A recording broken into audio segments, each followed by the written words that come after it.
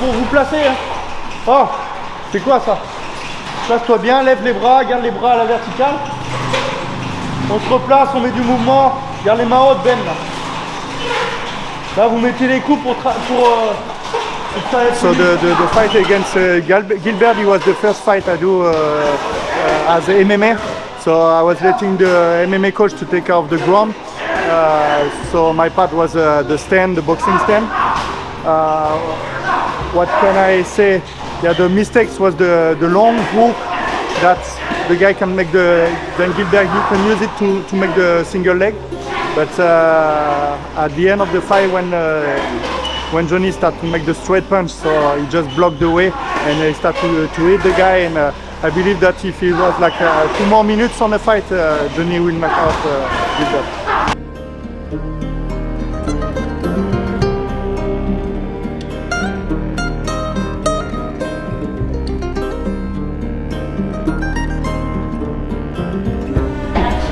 On mange une roquette. Oh yeah. Yeah, we all go to the... Hang on then. I got me a full mouth. I was like, fuck you. The ones that you sent to me already? It's like 3 hours. Oh fuck you, I can't post that. Let me see. Look at that.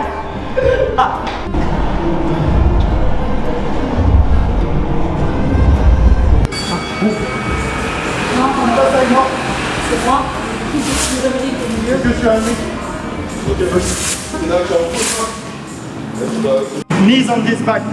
After the freestyle, you come sparring with him and clinch with me and you turn like this. Okay? Ready? T'es au sac, genou alterné ici.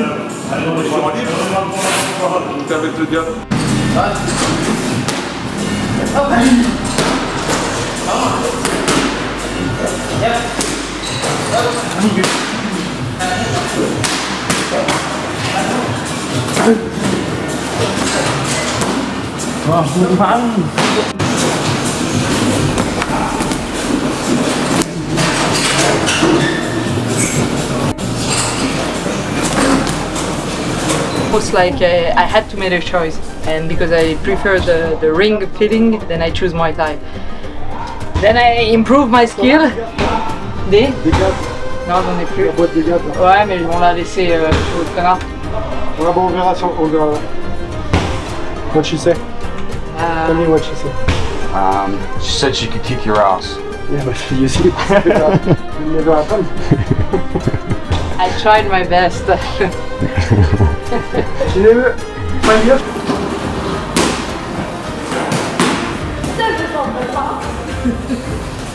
Few champs they really take care, but otherwise it's just people coming and I mean this is also logically when you have to hold pads for 10 people during the day, that if you don't have like people that are coming back when you're sure, if you don't pay any attention, I mean they can do whatever mistake, you don't give a shit about it. It's different gym. There is the gym who want to make money with the tourists. So most of the tourists they just want to sweat, to learn some technique without getting hurt. So this is the first gym. This is the second one, like a big gym.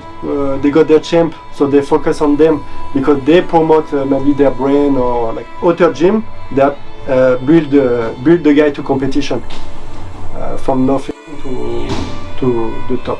Of course, if you want to be a champion and you go to the wrong gym, to the touring gym, it will not be good for you. If you go to where they have champ when you're not ready, they will not care about you. So it's not their mistakes, it's just the way they choose to run their gym. Yeah, and I think as a practical fighter, or whatever people want to call themselves, this is something that you have to be really aware when you pick up the gym, because it has gym that you're just gonna be very disappointed for the reason you mentioned, and some other you're just gonna be happy. So you have really to be aware of where you go and why you go and what is your level as well. And this is maybe sometimes complicated.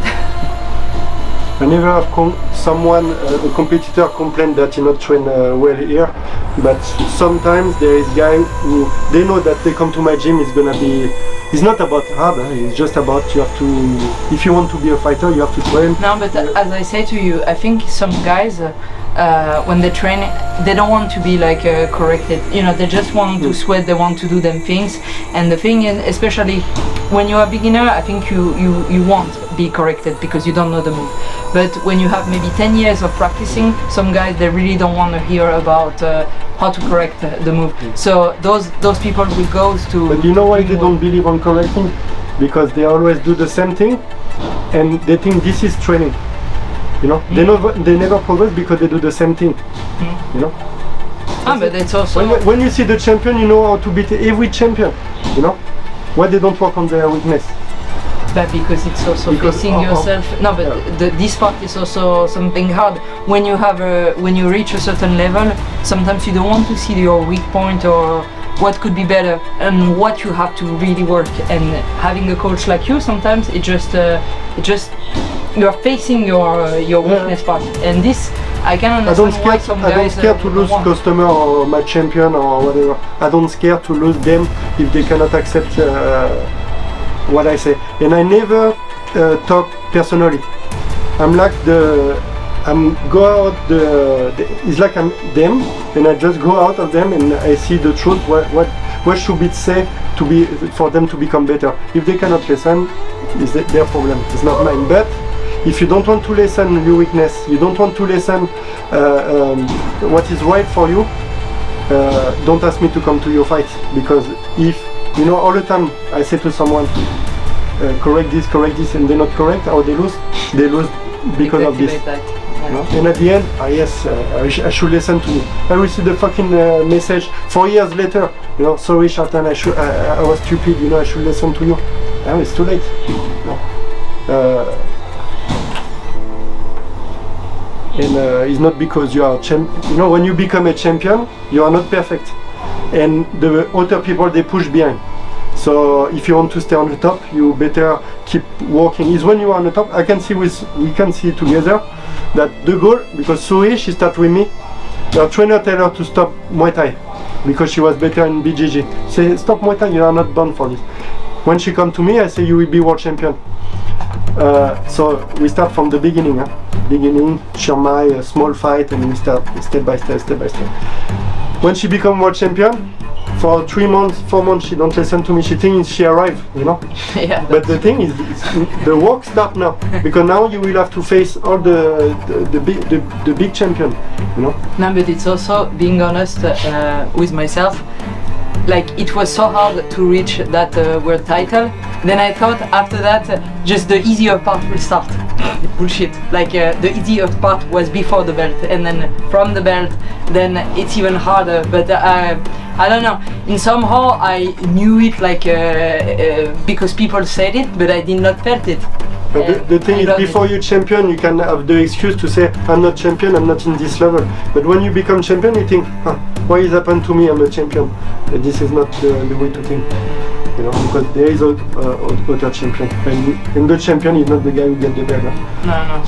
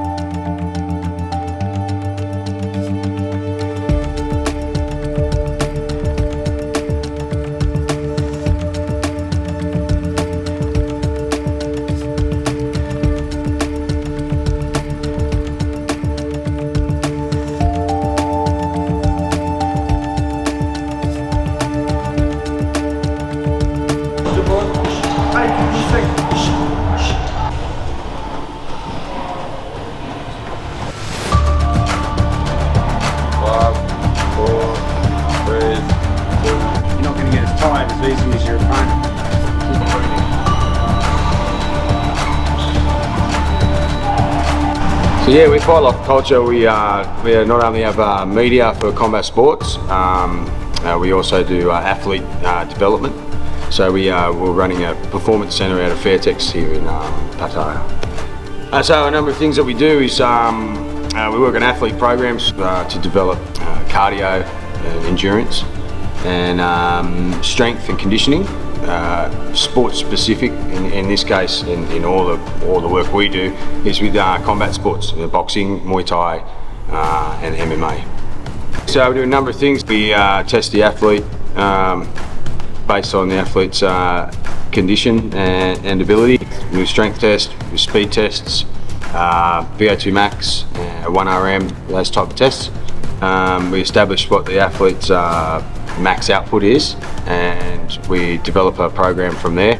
One of the unique things that we do is altitude training using hypoxic generators. So we're able to not restrict the amount of oxygen like a normal mask. There are things on the market that just restrict oxygen. What we use is altitude generators, which generate the gases that are at those types of altitudes. So we're talking, for anywhere from 2,500 metres to 4,500 metres above sea level. So the training program is tailored to the individual athlete. We monitor daily their vitals and their progression and their condition and how they feel every day. We monitor their intake of calories and their food and their sleep, basically everything, and it's a daily thing. And we'll run that over the course of a camp, which could be there for 6 to 8 weeks. We've been working with now for a long time is Johnny Tello, and Johnny's been doing hypoxic altitude training now for probably around 6 months. It's not continuous because you need your rest times, you need your break times, but Johnny's an active fighter, so he'll be doing, say, hypoxic altitude training about 4 to 5 times a week, probably around an hour a session. Intermittent training too, and not just intermittent as in, let's say he's doing 5 minutes or 10 minutes on, 10 minutes off. He'll do 20 minutes on total with a 10-minute break, and then another 20 minutes with a 10-minute break, and then another 20 minutes, and that is his 60-minute session. And within those 20-minute sessions, he's doing intermittent training whilst under hypoxia. And so he's learning to recover under all that sort of strain. It's a proven technique. It's not something new by any means. It's been used by swimmers and cyclists and any sort of endurance athlete. It's quite common to be used at any Olympic level hypoxic altitude training. So we do that with fighters. Yeah, really good result. With Rage Fight Academy here in Pattaya, we provide our development services, media being one of them and athlete development being the other. I thought it would be a great idea to bring the athlete here from Rage to the Performance Centre at Fairtex and run them through some hypoxic altitude training and show them what we're all about and what we're going to be bringing to Rage. And now that we're at Rage, we look forward to working with all the athletes, and they're a great bunch of athletes here. They really put in hard. Coach Charlton is one of the best coaches that I've ever come across. He's very old school, yet he's a real coach. He's a real coach. He's not just a pad holder that doesn't care or is looking forward to finishing his 6 or 7 rounds with an athlete and then get on his phone and spend the rest of his day. So he really cares about his athletes in every facet. From what I've seen so far, he goes to all their fights and he prepares them properly, and just all their strength and conditioning. Everything that the athlete needs, he caters for.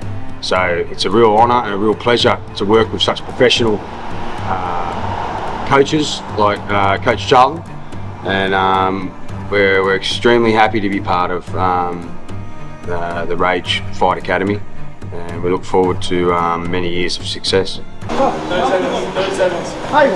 Yo, crank that volume, turn it way up. Get your weapon, get your plate out. Damn, it's that you can pay up. Yo, crank that volume, turn it way up. Get your weapon, get your plate out. Damn, it's that you can pay up. Yo, crank that volume, turn it way up. Get your weapon, get your plate out. Damn, it's that you can pay up.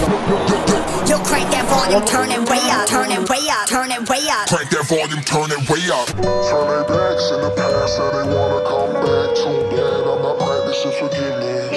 Realize that they fucked up, now they see me get so I can't eat while you standing in my kitchen. Yeah, I remember when you talked down, hands out, thinking that you getting some odds now. If you weren't there for the grassroots, I can't let you in, I'm sorry to break the band. Okay, they still up in that beta stage, this should go and wake him up. 200 for a saving grace, I feel I wasn't paid enough. Predicting what I complain about when Ollie catch a major buzz. Hundreds too freshly pressed, watch out for the paper cuts. The dude working, the tour coming, I'm poured up. The new burden is getting room service in foreign tongue. Boarding a Bombardier to fly to where I'm born from. And when I land a bad influencers swarm us. Women, they loving the dude, I can't fall or bear the thought. I fuck him, it's something to do, they quick to have the marriage talk. And no one can fit in my shoes, so they watch it where I walk, but can't mimic. They cramp sprinting the cash system, I was born for it. 4th and inches, I'm going for it. I can't wait to trade for the skate for foreign plates. 4 mortgages, all of them out in Florida. There's gotta be more to this, can't bring you if you ain't on the list. Turn their backs in the past. Feeling good, bro? I'm not practicing forgiveness. Ready? Ready, of course. I want to be on the fight. Yeah, I remember when you talk down, hands out, thinking that you getting some odds now. If you were there for the grass rules, I can't let you in, I'm sorry to break the bed. When I get a mansion up in the canyons, I'ma go pass this shit to my dad. I'm putting my mama on the yacht, putting Sebastian up in the fastest with the Jag back to Jacksonville, get Stephanie Cabal. Cause when I'm on and I don't give a fuck, I'll definitely need it all. Not just talking, I got a knack for making it come to fruition. Came in thinking you get famous, boy, I've come to do business. Seen a ton of all of it happen, they only fuck if you win. Pussy will push me into distraction, can't keep none of you winning. Don't be turning on them read receipts, hoping that you teasing me. Jokes on you, bitch, you're not the only girl that's seeing me. You get through with your features, opportunity seeker. You think you get smooth, talk me hard, truthfully speechless. Cause I work for this, I slaved away, paid the lane and stayed the same. Invest in me if you want me to take you in and break the bank. And to all you broke hoes and my past friends who chose to shut the door on me, I'll never let you back in. Turn their backs in the past, now they wanna come back. Too bad I'm not practicing forgiveness. Realize that they fucked up, now they see me get some. Can't eat while you standing in my kitchen. Yeah, I remember when you talked down, hands out, thinking that you getting some odds now. If you weren't there for the grass rules, I can't let you in, I'm sorry to break the bad news.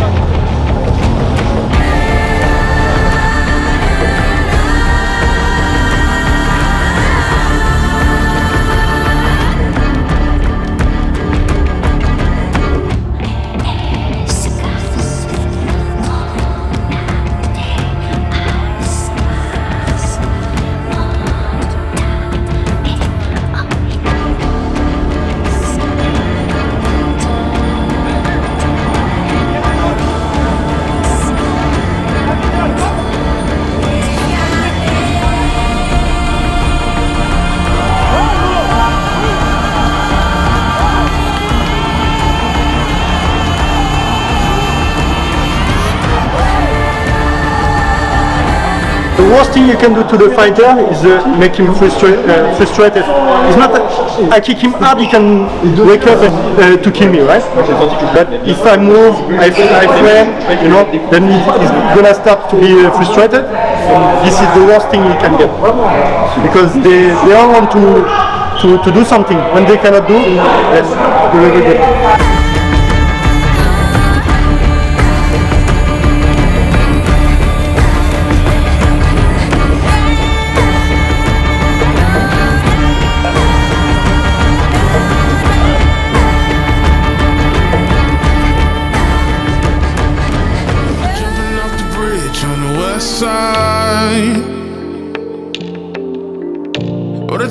What a time to be alive.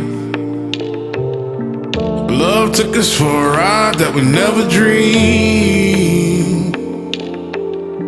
Never knew we caused a scene. January 3rd, 103. A casualty of love we bring. It's okay, baby, just breathe. I know we'll swim against the stream.